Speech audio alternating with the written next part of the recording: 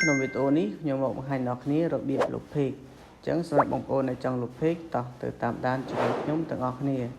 ជាដំបូងអ្នកគ្នាចូលកម្មវិធី Facebook មកហើយយើងចូលកន្លែង profile របស់យើងបន្ទាប់មកទៀតអ្នកគ្នាជ្រើសរើស page ដែលយើងចង់លុប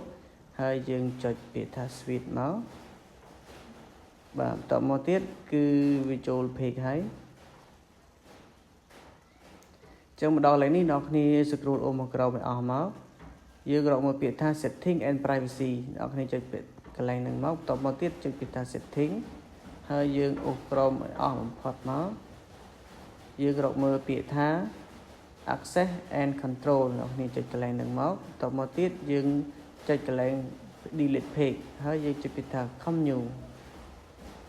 បាទយើងចុចពាក្យថា continue ទៀតបាទ continue ទៀតអូខេអញ្ចឹងមកដល់ចំណុចនេះអ្នកគ្នាត្រូវដាក់ password account profile របស់យើងចូលទើបយើងអាចលុប page ដែលយើងបង្កើតបានអញ្ចឹងខ្ញុំដាក់ password របស់ខ្ញុំចូលបាទបន្ទាប់ពីដាក់ហើយអ្នកគ្នាចុចពាក្យថា continue ហើយយើងចុចពាក្យថា delete page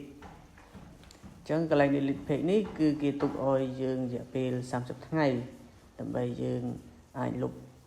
អាច recover មកវិញបានបើសិនផុតពី30ថ្ងៃគឺ page ហ្នឹងគឺត្រូវបានលុបជារៀងរហូតអញ្ចឹងគឺ page របស់យើងត្រូវបានលុបហើយអ្នកគ្នាអាចចូលមើល page បាន